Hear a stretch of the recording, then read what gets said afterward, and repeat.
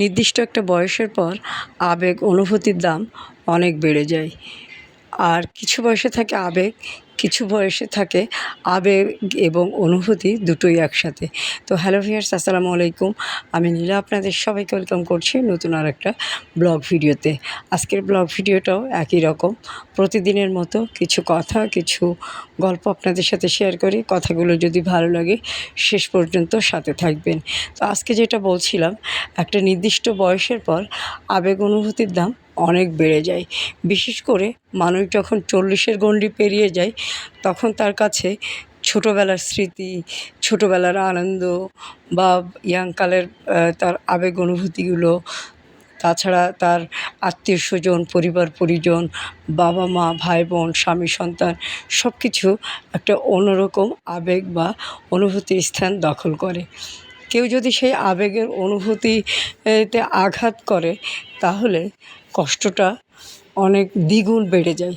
কেননা কিছু আবেগ থাকে এই বয়সের, যেগুলো আসলে দ্বিখণ্ডিত করা যায় না বা সেটাকে বাদ দেওয়া যায় না। বিশেষ করে ফ্যামিলির প্রতি যে আবেগটা থাকে, বাপ মা, ভাই বোন, এই আবেগটা বা স্বামী সন্তান, এগুলোর আবেগটার যেভাবে কাজ করে, হয়তো ইয়াংকালে সে আবেগ অনুভূতিটা কাজ করে না।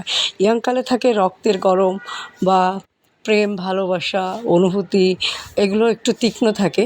কিন্তু বিশেষ করে যে অনুভূতির যে মূল্যগুলো, সেগুলো একটা নির্দিষ্ট গণ্ডি পেরিয়ে গেলে বয়সের, তখন অন্যরকম একটা স্থান দখল করে। তাই কারোর আবেগ অনুভূতিতে আঘাত করাটা ঠিক না। বিশেষ করে বাবা মাকে নিয়ে আমার মনে হয় না কারোর বাবা মাকে নিয়ে আঘাত করে কোনো কথা বলা বা আঘাত দেওয়া, এটা ঠিক না। সেটা আমার ক্ষেত্রেও প্রযোজ্য, অন্যের ক্ষেত্রেও প্রযোজ্য।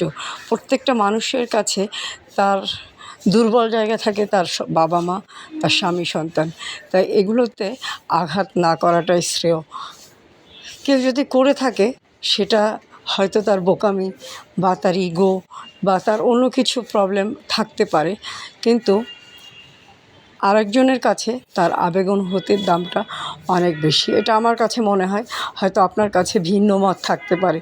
তবে দেখবেন, মানুষ যখন 40-এর গণ্ডি পেরিয়ে যায়, তখন বাবা মার প্রতি তার ভালোবাসা, তার শ্রদ্ধা, ভক্তি, তার বাবা মার প্রতি অন্যরকম একটা টান কাজ করে।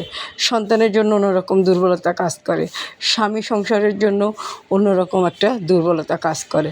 তাই কারোর দুর্বল জায়গায় আঘাত করাটা আমার মনে হয় মানুষ হিসাবে ঠিক না।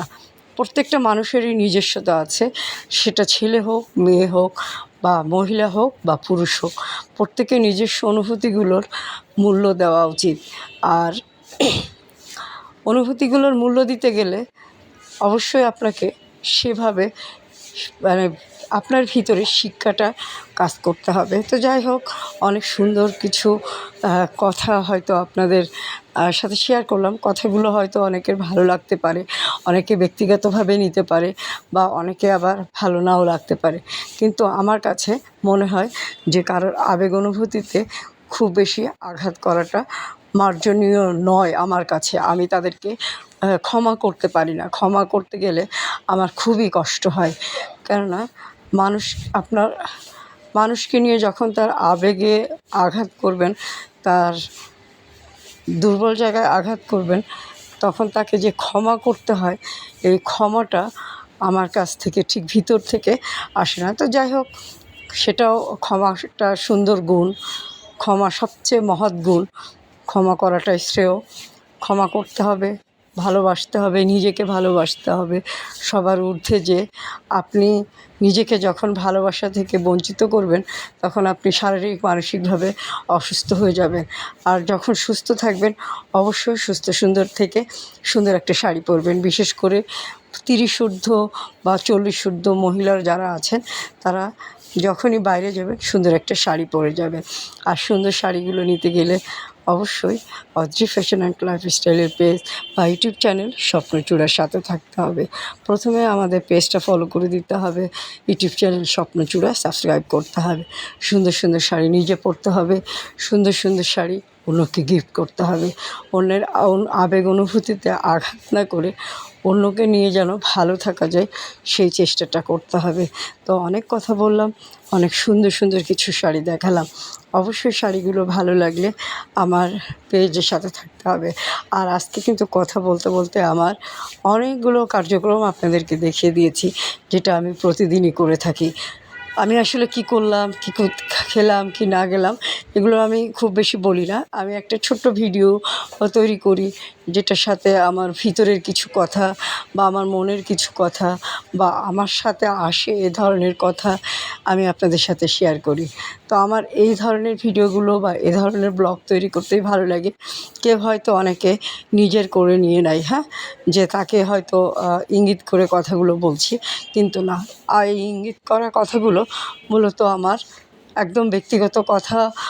অনেক ক্ষেত্রে হতে পারে, অনেক ক্ষেত্রে কাল্পনিক হতে পারে, তবে কথাগুলো কিন্তু খুবই বাস্তব। তো ভালো থাকেন, সুস্থ থাকেন, আমার পেজের সাথে থাকেন। আল্লাহ হাফেজ, আসসালামু আলাইকুম।